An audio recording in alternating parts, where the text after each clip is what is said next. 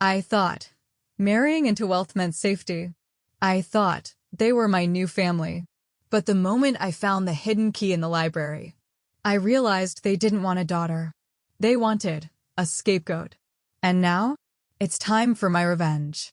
It started with a smile that never reached their eyes. When I married Caleb, I knew his parents, the Whitshires, were powerful, but I didn't know power could be so cold. We lived in their guest estate in Connecticut, a sprawling, silent mansion that felt more like a cage than a home.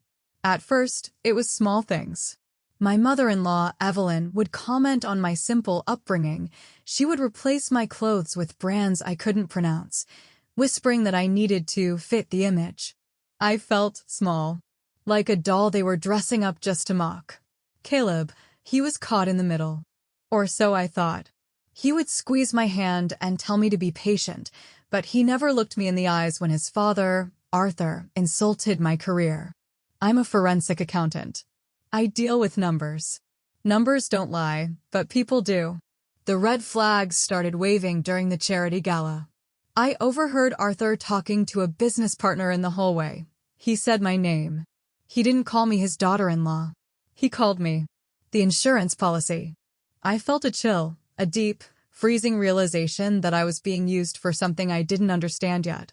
Then, the legal papers arrived. They wanted me to sign a new family trust agreement. They said it was for our future children, but my gut, my instinct told me the numbers didn't add up.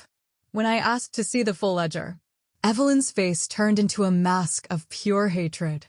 "You're a guest here, Chloe," she whispered. "Remember your place, or we will find someone who does." I spent nights, crying in the dark, wondering if I was losing my mind. But the breakdown, the real breaking point, came on our first anniversary. I came home early to surprise Caleb, only to find him in the study with his parents. The door was cracked, just an inch. I saw them, passing a folder. My folder. "She's starting to ask questions about the offshore accounts," Caleb said. His voice was flat, devoid of the love he promised me. "We need to move the blame to her name before the audit."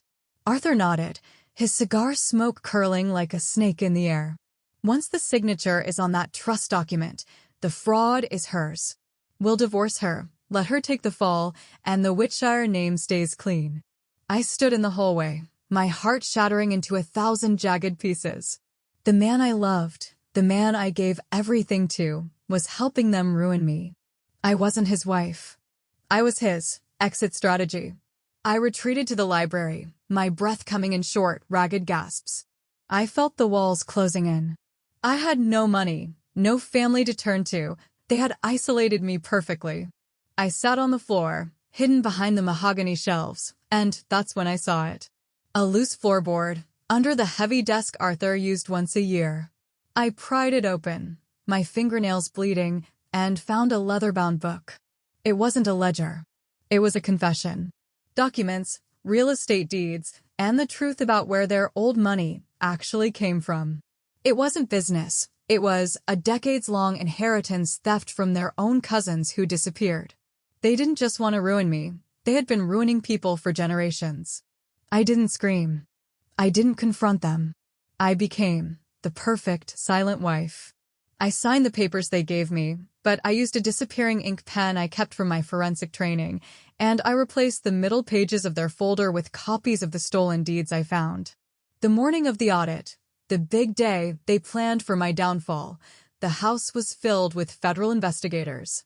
Evelyn was smirking at me, leaning in to whisper, "Goodbye, Chloe, enjoy your cell."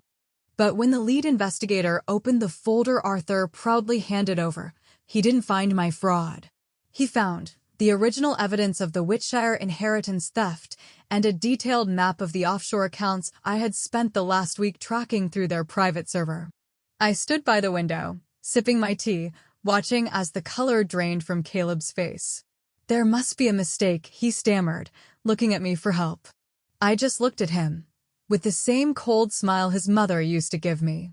"I thought you loved me, Caleb," I said softly, the room going silent. "But I realized you loved the money more. So, I made sure you'll never see a dime of it again." Arthur was handcuffed in his own study.